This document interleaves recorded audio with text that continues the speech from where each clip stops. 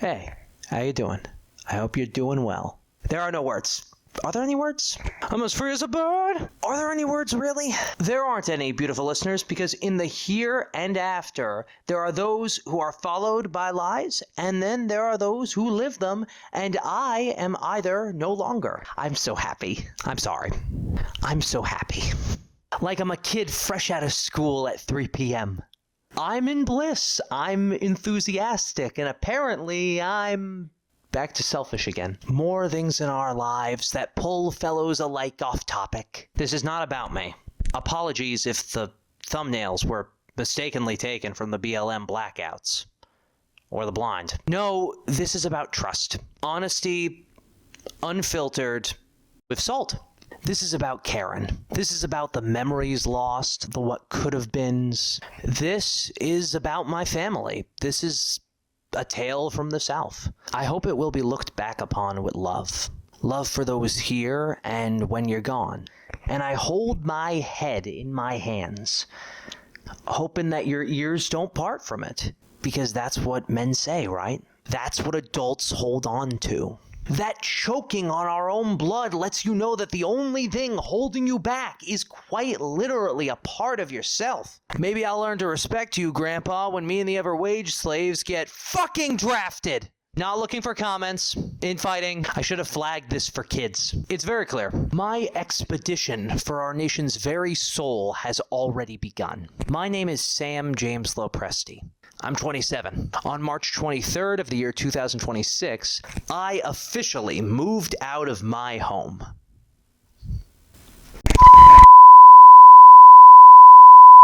I officially ran away from home. A hot and cold economic crisis has happened since, and things have been kind of touch and go, highs and lows. You can't handle the truth! I've become bitter, exceptionally spiteful. You can troll on me for running away, but I didn't see you or any of the so-called neighbors helping to slowly push a car in neutral out of an HOA's idea of a pickleball community. Maybe we're all taking too many vacations. This is scary. There's a disconnect, and this part of the video was already supposed to be venting. I don't know who my family is, other than apparently here first, but I think what I'm doing will help me find them again. Look, I got 1.5 weddings to go to, so can we move this along? I know you'll do the right thing, and if you don't, I hope I make it out fast. I spend my life on my back no longer. Yet that does in itself bring its many trials and tribulations. It's hard times, especially when you can't even afford a Band-Aid you're gonna rip off tomorrow. I have nothing. Cutting right to the chase. Not short-form content after all. Focus on what you can see and touch. Focus on what you can see and touch. Right now, I have the bare minimum of essentials to work with, and the cool stuff I found in abandoned mailboxes. I'm running on borrowed time and very little borrowed expenses, so I'm just gonna cut right to the chase. There's no easy way to tell you that currently, I'm a bum. I'm down to 2 bag luggage, a blowgun, 2 darts, and an old guy who frequents himself a squatter in my stolen vehicle. Hi, Dad. Things got crazy after I ran. I ran. When I left Georgia, sweet Georgia, it wasn't long before I became sport for the Menendez seniors. They searched every hotel the next state line over till they found me. And y'all say I'm crazy.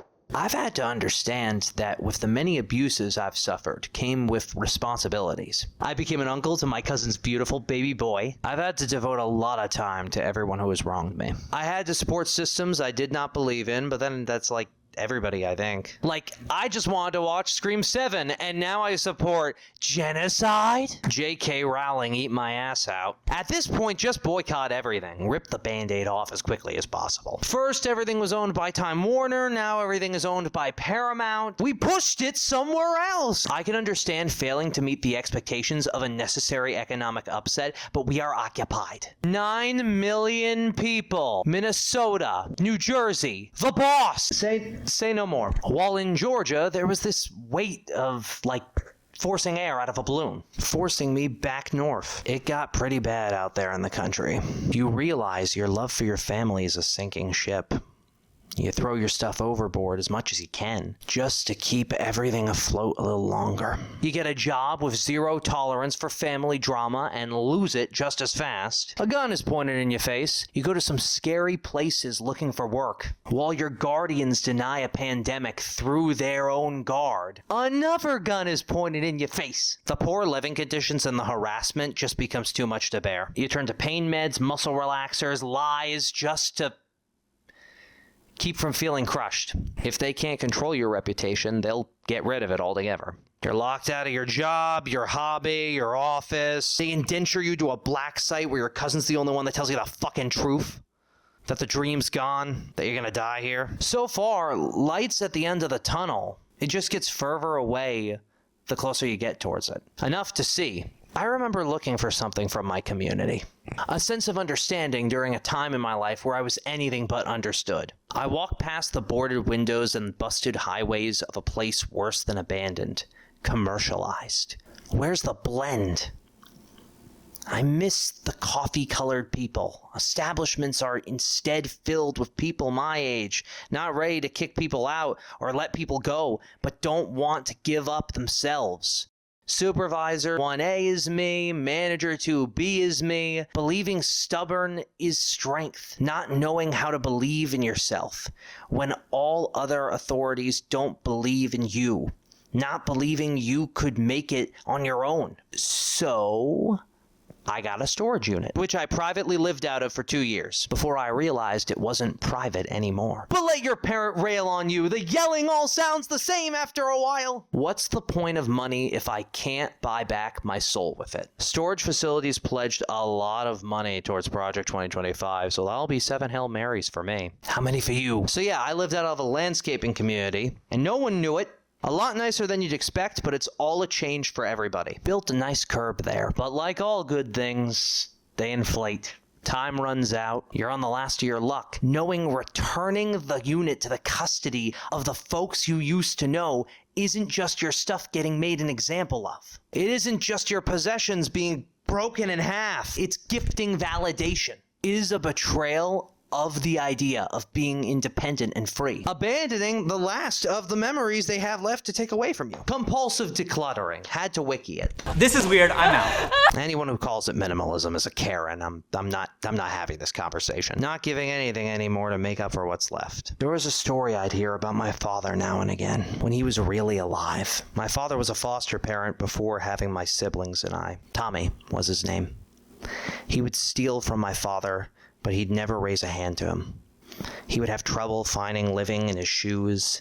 Like a bass, he'd throw Tommy back into the system, younger than I ever been to experience something like that. Tommy would come in and out of his life. Catch, release, catch, release. Eventually, Tommy stopped coming. Too much on his mind. Someone in the family would come around with the Tommy tale, telling me that not wanting to be rejected by someone as nice as my dad probably did him in. When my dad told me about Tommy, he didn't think Tommy found that foster home. Thinks Tommy killed the chance. He didn't know if he was alive or dead. I told him he can tell me more of his terrifying stories when I'm old enough to defend myself. There are no words. Not when the dream died, not when Tommy was killed. I think I'd been there long enough. I ran away soon after. You never know what you're taking with you. Only what you leave behind. When they found me after, I wasn't going to stop traveling, seeking enlightenment, and I wasn't going to forget what they'd done. I only knew one of 2 things would happen. Either my dad would get sick of my driving and charter a ride home, or I would leave him in his hometown for all the harassment seat driving. It's only a matter of time. Thankfully, he left of his own fruition. You know, the story goes on, because that's how family works. But that's also how life works. This was just a short tale about a pirate taking to the seas and getting it off his chest. We aspire to our own amusement. You don't want to know what happened to Tommy. You want to know if I'm going to be Tommy. How my head and heart is. Do I believe I'm going to be okay? Yes, I do. Yes, I do. The weight of others, of possessions, has been lifted off me. I seize the day! Carpe diem. I do have more to say, more to put heart to pen. But why wait to see where this road takes this disgraced production administrator? I have every intention of filming my life life as a nomad. I am currently safe, and my head and heart is feeling pretty good. Yeah, not feeling self-destructory. To show as much as I can of the shifting gears of our country. Meet people, just meet people along the way. Do something right with this gift of insight I've been given. It's not rocket science, just giving back to the community that gave us rock and roll and pizza. In the meantime, I might bring back something you haven't seen in a while. Some old, some new, we'll see how it goes. The important thing, at least for me, is that I publicly stand for myself, an independent advocate. And I believe I don't stand alone. Head held high, live on your backs no longer, no kings. So let's just cut to the chase, because the suspense is killing me. See how you do. You're gonna be emotional.